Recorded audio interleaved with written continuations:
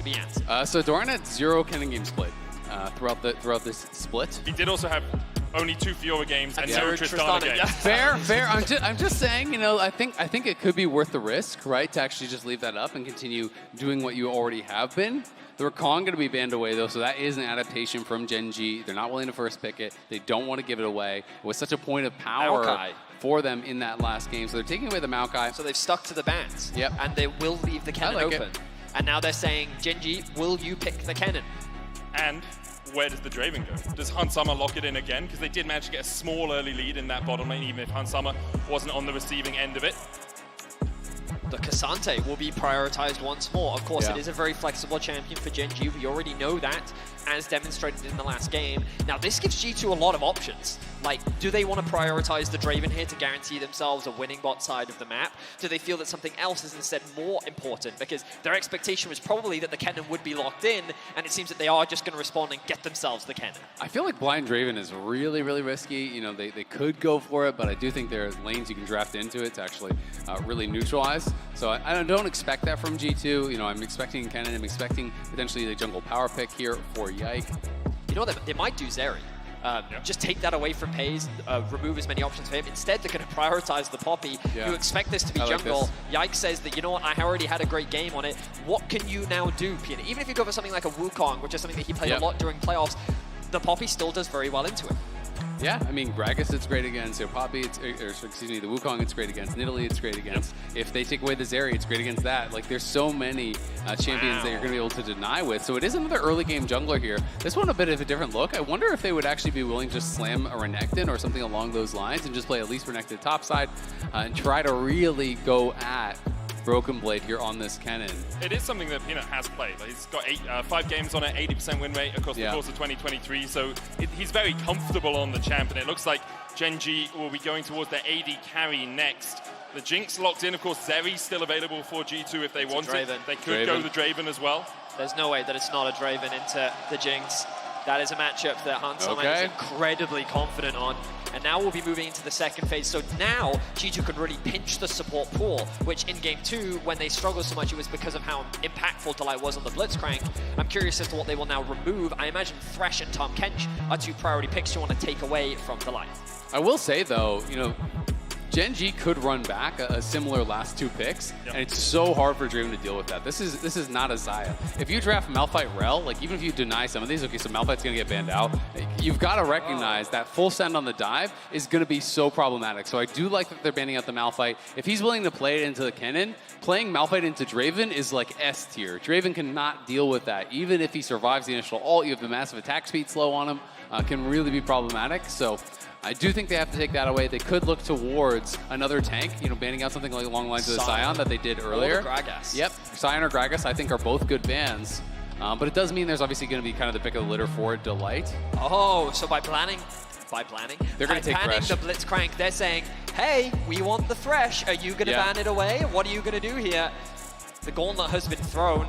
How will Gen G respond? And the Thresh will now be banned. Okay, so huge credit to G2. I think that they've come in with a very clear game plan as the series has evolved. Do they go Leona would be really interesting to me, because that's one of the kind of the primary picks. Problem, right? It is definitely, but it would mean that you're very much on the back foot, right? Like you can go TK, but if you're playing TK Jinx into Leona Draven, like you're sitting under your tower, right? Stacks for the Draven as well. Exactly. The Tahm Kench, so it can be very tricky for Gen G to play that matchup, but would give protection. Draven Soraka. A European special. It is a European special. We used to see this as an answer to Lucian Nami in Europe. And Soraka is such a strong laner. I feel like so many people really underestimate the laning power of it. They think only about the later stages where you're healing it up, but you can go a couple points Q early and really run lanes like this. And I think Soraka is heavily advantaged into a Lulu as far as that support matchup. As long as you're hitting the Qs, the shielding isn't really going to do that much for you. Soraka also makes a lot of sense in the context of Gen G. Your options are Tahm Kench or Lulu. And in both instances, as you already said, Soraka does very well. So by going for that blind pick, now they can guarantee a counter pick for Caps, and they won't have to play that game of where is the Cassante going. Yeah, I mean, it's really, really interesting. I do like the draft a lot for G2, you know, even much more than their first game around. It's looking like it's going to be just Tristana top as the answer, and I do think this is smart for a couple reasons. We saw that the matchup worked fine for him in game number 1, but also I really did think it was problematic that they basically had 1 damage source in that last game that they just lost. So this does give you double marksman. This gives you 2 champions to really punch through that front line because Poppy is not the easiest champion to get through, and especially with the Soraka behind her, that's going to be even more difficult. Oh, G2 ran out of that composition. Are we going to get the changed Azir?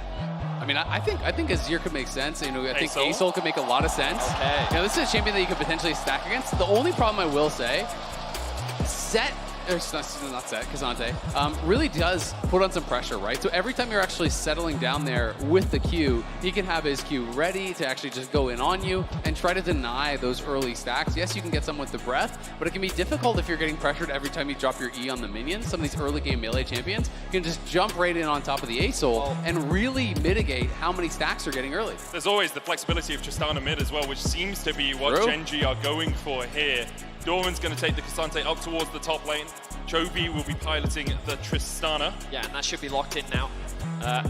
We will see the Tristana mid. Again, Chovy, no stranger to this champion. We saw it in the LCK finals, something he's very proficient at, and something that he often pairs with those AP junglers. I will say that when you kind of look at the comp in its entirety, Gen G's engage is not the strongest. While they do have some disengage tools with things like the Lulu and the Tristana, an overall pretty squishy comp outside of the K'Sante acting as a front line.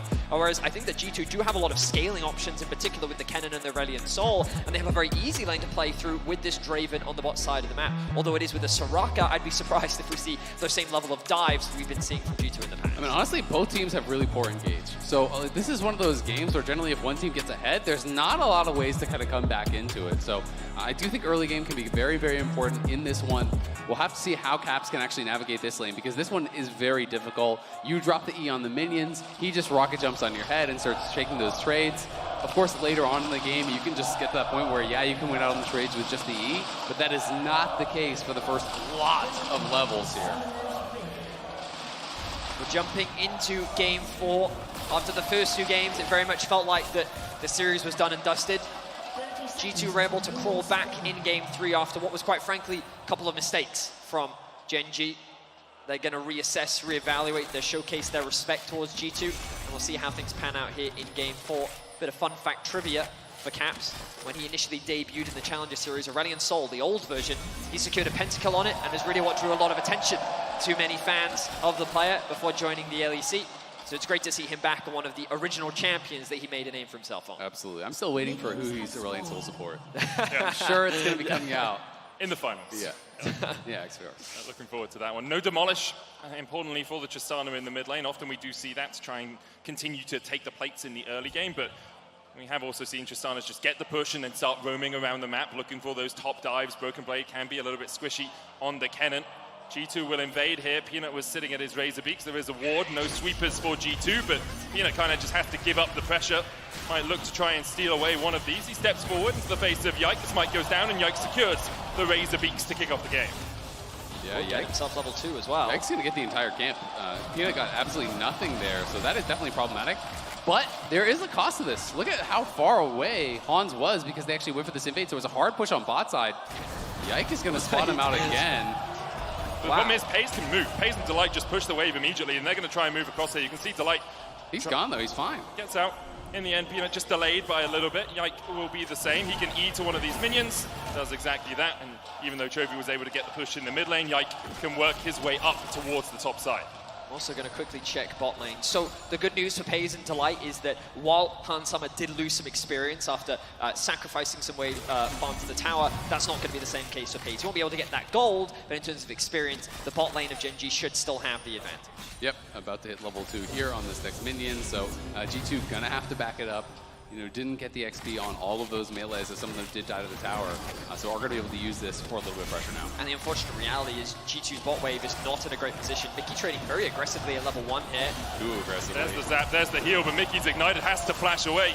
Stepped way too far forward. Maybe thought that Hansan was going to kill a minion so he'd get 2 and then he could keep stepping forward. Yeah, I mean, I think he's just kind of like a little bit out of whack with where the state of the lane is because they miss those minions. It can really kind of throw you off sometimes. You know, he did hit that Q on Delight, and he just wanted to chase for the trade. If they were equal levels, that would have been fine, but the spells are going to come back up for Lulu, and he turns around on you, and that can be really problematic.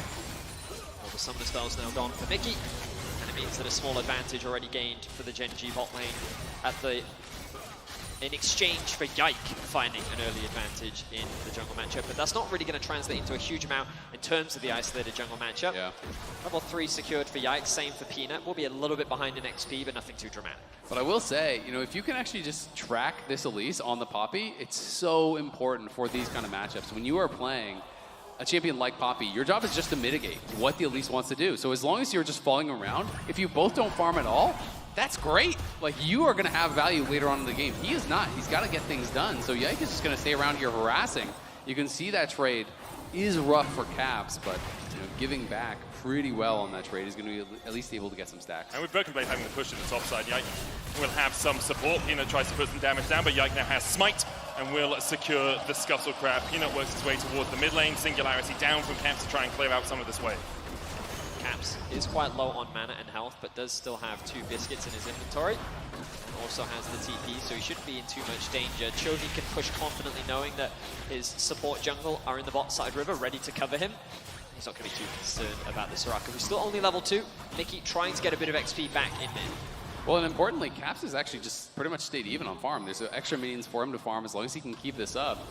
You really heavily outscale that Tristana. You know, the early levels are often the most difficult times in dealing with the low mana pool that Asol does have. So we'll see, you know, when Caps wants to base, he has the TP, what sort of early buy he's going to be able to get. I was really worried for G2 there, as Peanut, Delight, and Pays, along with Chovy, all had Prior, which made it very easy to contest this bot side of the jungle. Yike was in a bit of danger, but Hansama willing to sacrifice a bit of farm and say, you know what, I'll move up and actually go for this fight. Means that Gen.G will back away, and no camps will be stolen. Yike still should be clear to clear out this bot side of the map. Gen.G, though, considering in game 1 when they played against the Draven, they were getting tower dived at level 2, I think that they're pretty happy with the state of bot lane right now. But Peanut's moving across once again. Has the vision in there. Broken Blade looking for the trade onto Doran. Does have that Q3. Peanut's going to try and step forward towards this blue buff. The smite down. Yike steals it away. Peanut about 4 health too early. Yike has been getting every one of those. He got the Scuttle, he got the Raptor, he gets the blue buff. So Peanut has really been neutralized in this early game. I love the level 1 plan. They go for that invade. Chovy trying to get aggressive, but I mean, let's be honest, it's double Cull stacking up here on the other side. He's got the Falling Star as well, that ultimate available to Caps. Doesn't have the upgraded version. Of course, you need 75 stacks to get that. Yeah, I mean, Chovy just honestly not having the greatest time in this lane thus far. You know, the farm's slightly in his favor, but there's more to pick up for Caps, and I just think you get outscaled so bad. Like, these matchups can really become rough later on against this Asol. The team fighting can be difficult as well, and he's going to be forced to flash here. Has the Buster Shot as well. Back, and there's the jump.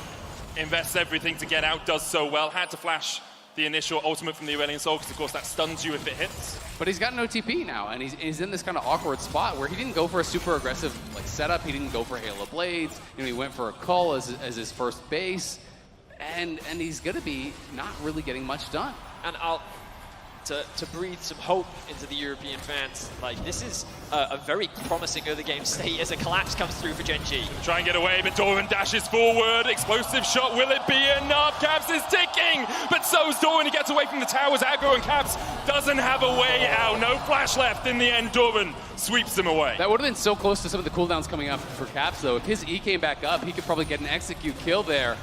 Critical first blood grabbed by Gen.G. They knew Caps was getting in way too comfortable of a spot. If you let Asol really get into the groove where he's getting these early levels, he's getting the early mana items and not being pressured, it becomes unassailable. His wave clear goes infinite once you start hitting, you know, level 8, 9, and it's tough to push on this guy. Yeah, overall, just a great roam. Doran finding that window. Caps using the E early meant that he didn't have it later. If he'd had it up, then he could have been using that while also applying the Q, and that could have potentially gotten the kill onto Doran. But Doran, very aware that, hey, this tower isn't going to... And Caps, he would have to stop himself as now G2 look for a play in bot. Early flash from Delight, but Yike is here, waiting around the corner. Pays slow for the second. Steadfast Presence knocks back Delight, and there's nowhere for the Lulu to go. Hansama gifted the kill. And that is huge for the G2 bot lane. That is a lot of gold picked up for Hansama. I believe it was something like 473 was the payout. And this Draven already starting to get ahead. I mean, Hans has more gold in pocket than Pays has total right now. So almost 3,000 gold in pocket here for the Draven, who has never actually gone back to base yet. That is going to be a monstrous first buy. G2 looking really good in this game. Of course, Gen.G have shown us throughout the course of MSI, throughout the course of the LCK, that they are very good at playing from positions like this, even when they do lose out the early game or start to fall a little bit behind. Their mid-game team fighting is sublime. I mean, the game is far from over, but I so heavily favor G2's position. You know, I think you heavily outscale in jungle, you heavily outscale in mid.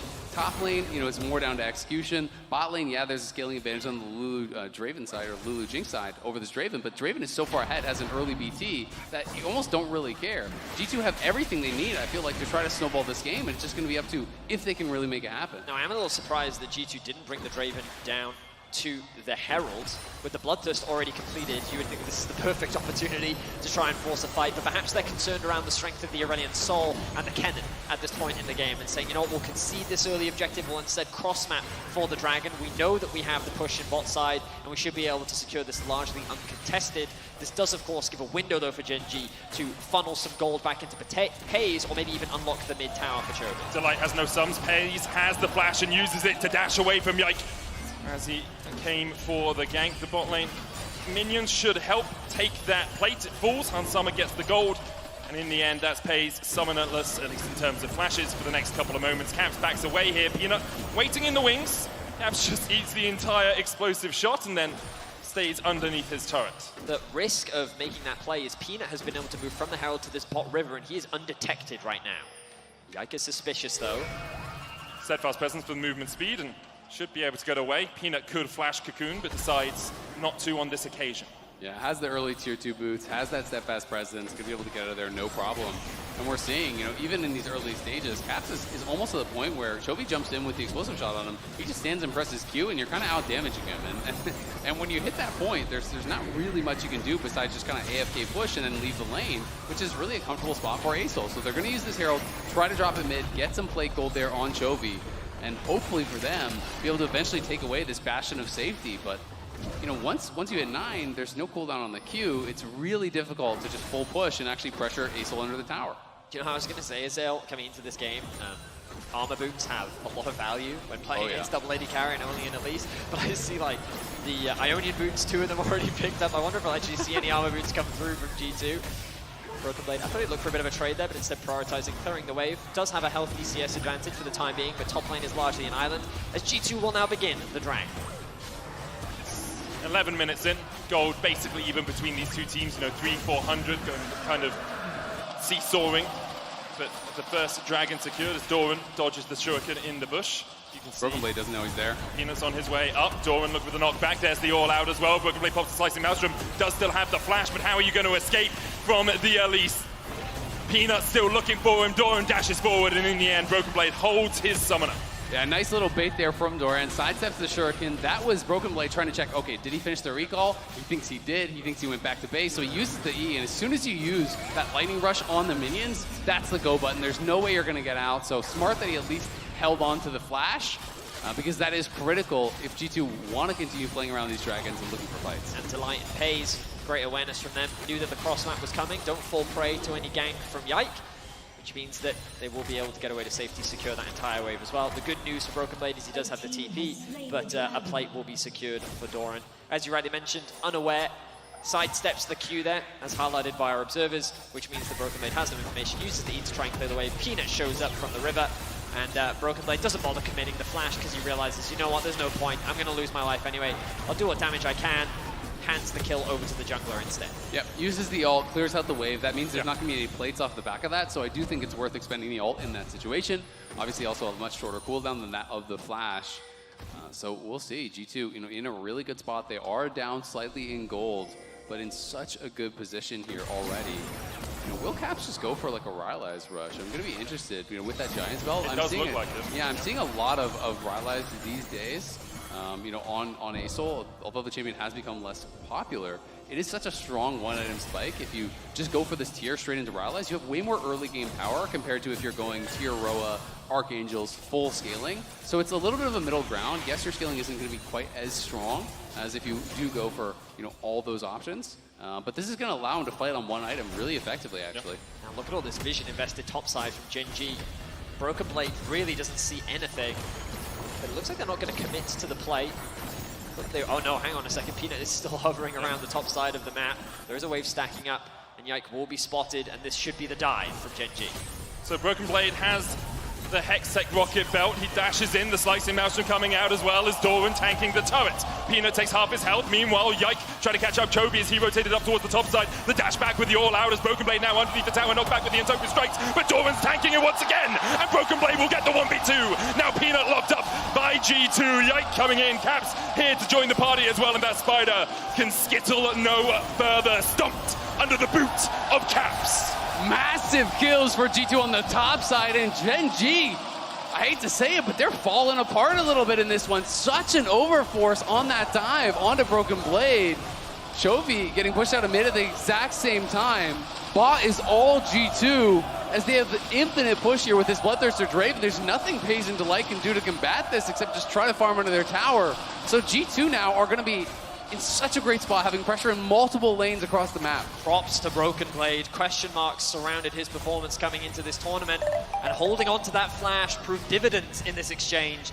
It looked like the Gen G were able to convert that into a kill topside, maybe start funneling more plates into Doran, but because he had that flash, he was able to create space, and then Doran, as you said, Azael, overcommits to the dive. Now Gen G, while when you look at the gold, it's not that bad, right? Because the Gen G have been fantastic at securing these early plates, and overall they keep the overall game state in a fairly neutral position, but it feels like the momentum, and as you rightly said, the comps are very quickly swinging in the favor of G2. This is not, you know, Gen G's comp is not as extreme as what G2 drafted in game 1 as far as like early game, because they do have that bot lane. But I really do feel like Tristana mid is much more early game than a lot of people do think. Yeah, Tristana can scale, but it is very difficult to play double marksman comps with Tristana is not ahead and actually snowballing the game. Asol is going to make your job a living nightmare. You know, when you're comparing the Poppy to the Elise, being down 400 gold, Poppy's laughing at that point. I think Jinx is going to have a really difficult time team fighting as well. You know, when you're walking into this later on, if you have the upgraded Asol, every fight you just point and click that guy, and he has to run. Like, he can't really stay there and actually compete. Caps has the upgraded ultimate here, trying to get away from Chovy. Mickey there with a bit of healing as Yike does the Rift Held. Caps can get back to mid here. Delight trying to team up with his mid laner as the all-out comes out from Doran, but Broken Blade with a slicing mouse can try and turn it back around. Doran very tanky right now, but Yike waiting in the wings. The Entofu not enough. Yike flash, smite, slap as he takes out the Gen G top laner. And once again, Doran is punished. He loses his life as he tries to get an all-in onto Broken Blade, but he's able to buy enough time. I believe the ultimate even came out from Mickey to offer assistance, but look at the rockets! Oh. Will sidestep that one, and Broken Blade walks away the victor once more. Yeah, I think he would have lived either way, but definitely don't want to risk that one. But I gotta say, Yike is kind of running Peanut this game. He has been having a really good performance on the Poppy. Back-to-back games, Peanut going for the early game junglers. Last game on the Nidalee, he had a massive early game advantage, could not convert. This time, really has no advantage on the Elise whatsoever. They're going to be able to even it out as far as the Drakes do go, and we'll see what the next is going to be spawning. So it is Cloud Soul, which can be quite powerful. Peanut does have flash here, already slow with the Ryalize. Yike looking for a little bit more. Peanut goes up, comes down, flashes the wall, the Singularity, and the skies begin to descend. But Peanut with whirling Death the Wild growth enough to keep him alive. Doran now trading back onto Yike as Yike continues to step forward here. I think perhaps he needs to start to back away. The Ryalize show helping out, but in the end, Peanut, with the support of his team, is able to get out. So Gen G hold on to the gold lead for now. Admittedly, a lot of this is sitting on Chovy, securing all those plates in mid, securing that tower. But when you look at bot, jungle, top, advantages in favor of G2. And as you rightly said, Peanut on this Elise has largely been silenced. When you think of Elise, it's a champion that's super proactive on the map, looking to threaten dives, constantly being proactive in the early game. But when you talk about drafts, Azael, how do you play around this bot side? How do you dive with a Jinx Lulu? Do you really dive with the Tristana onto an Aurelion Sol as well? Yeah. The only lane he could really play through is top, and in their second gank attempt, it ends up going short. So this early game is just right now in control of G2, even though it is Gen G with the gold lead. Well, and that's why I thought that the level 1 plan from G2 was actually so intelligent, right? You know, getting this level 1 invade, I think Caps...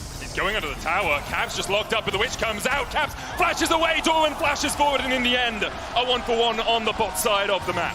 Yeah, this Rock ulti making a big difference there, buying the time for him to be able to trade back that kill. And I say that's a G2 favorite as well. You'll take a kill on the Asol for a kill on the Cassante pretty much any time.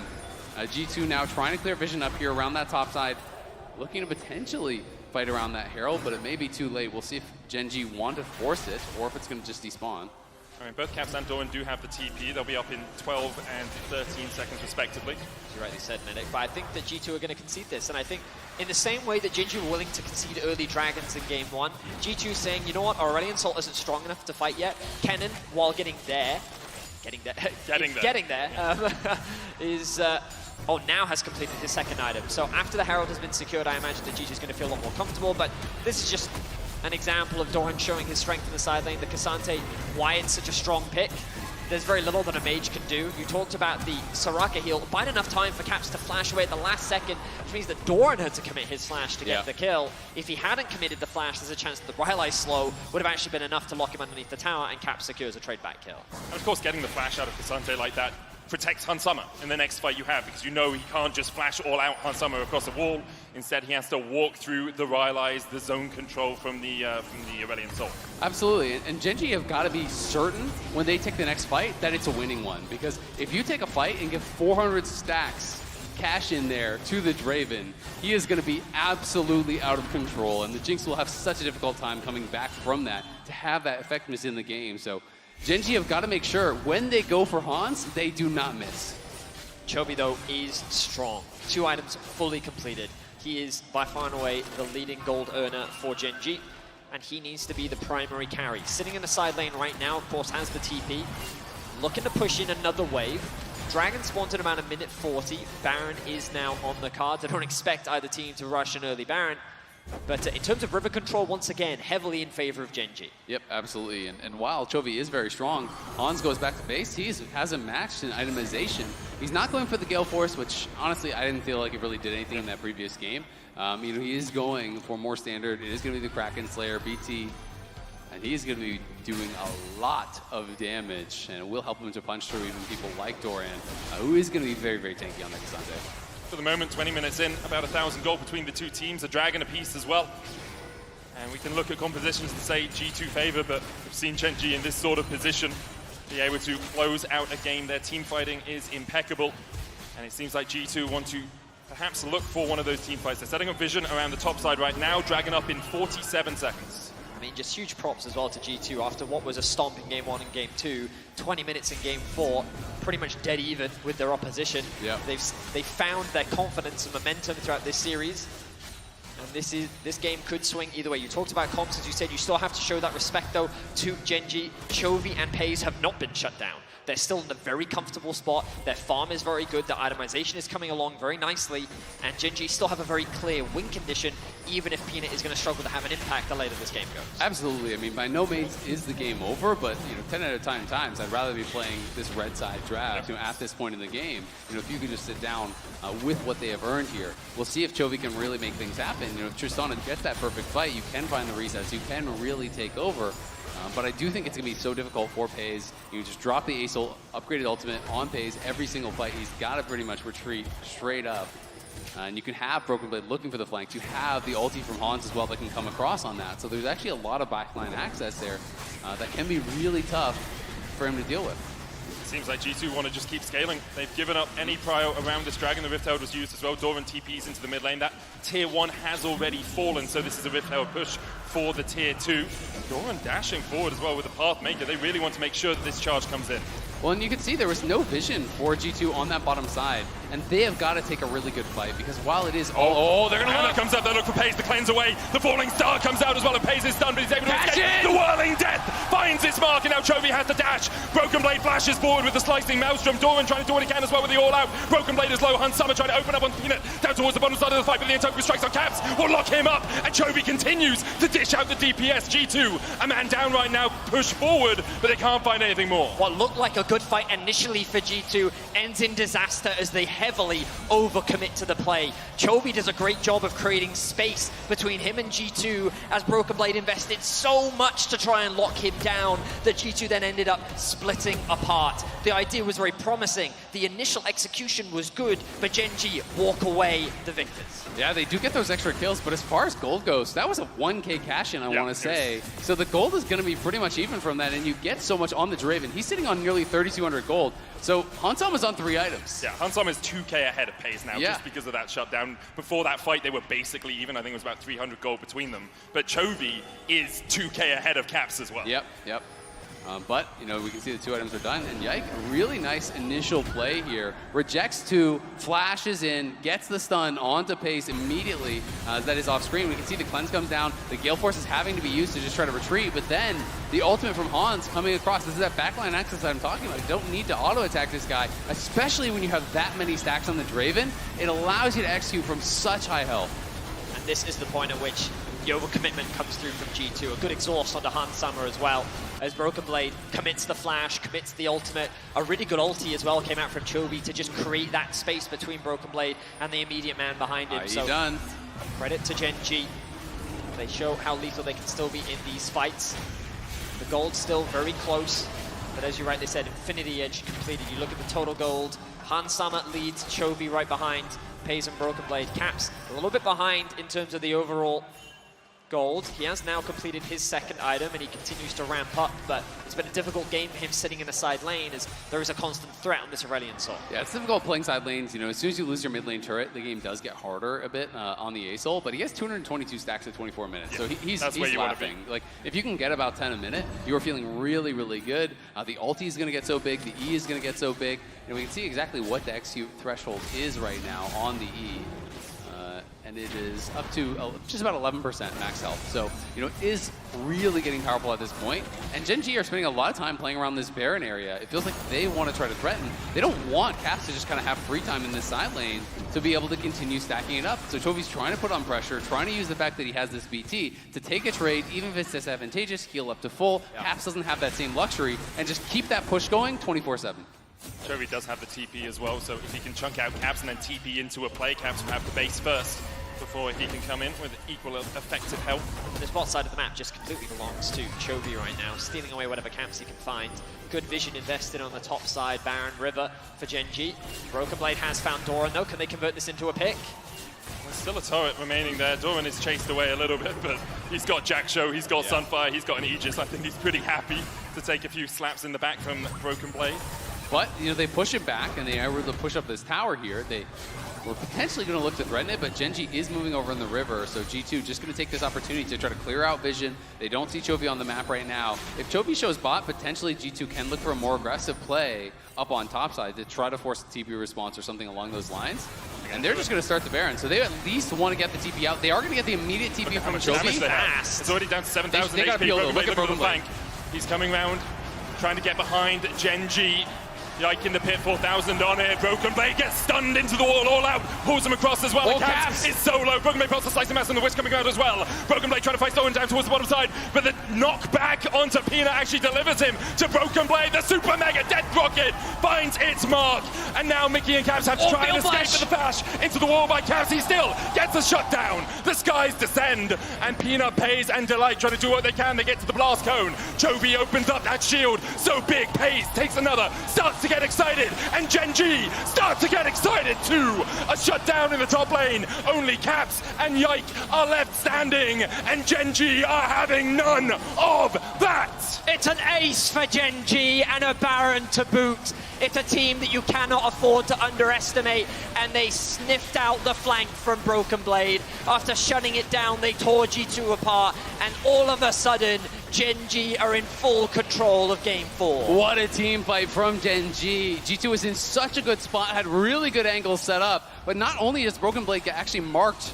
on that flank, the entrance to the fight from Caps was so problematic. You know, he used that fly, but he was actually too close to Chovy, so Chovy was hitting him, and he was in range of the Baron as well. So Caps lost about 80% of his health on the entrance to that fight. You know, it was supposed to be two members from G2 coming from opposite sides, Broken Blade going in, the ulti from A-Soul dropped at the same time, and Hans then following up and cleaning up. But when that entrance to the fight goes so wrong, everything got very, very difficult. And look at the top of your screen. Look at Chovy hitting Caps there. 80-90% of his health lost. The Wish has to be expended immediately. And then the ulti there, sure, it knocks Peanut away, but it's Broken Blade who's actually sectioned out. Yeah, it's the heal also comes through from Mickey to try and get Broken Blade to safety. They really didn't want him to expend his flash. And then Caps also failing his flash, but I think he would have died even earlier if he'd committed it. And then Chovy again sees the low health Mickey, is able to get that execute, and after getting that initial kill, it's just a cleanup for Gen G. A very well played fight from the LCK first seed, and now with the Baron, they're sieging, and they're looking to round this series out. I mean, it's just such a massive swing there because FaZe have been so far behind. He gets kills, he gets the Baron gold. He completed his IE off of that, and the Navori quick blades are completed for Chovy as well. So now both the marksmen spiking heavily here for Gen G. They were in a dire spot, but they execute really, really well. It is going to be the TP flank coming here from Broken Blade. Is it the Hail Mary? FaZe has the flash, slicing mouse from coming out. FaZe able to escape for the moment, but Delight's already down.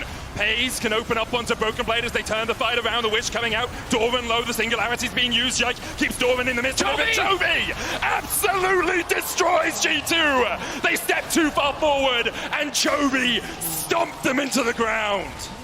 The idea was good from G2, but Gen G are just better.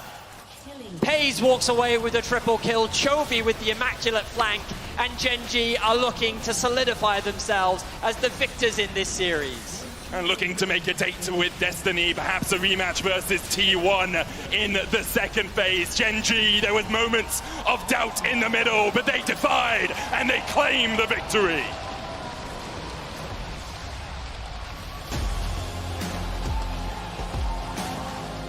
A just very well played fight from Gen G around that Baron. It was so close, and we talked so much about how Chovy needed to be the man that stepped up, but really it was the team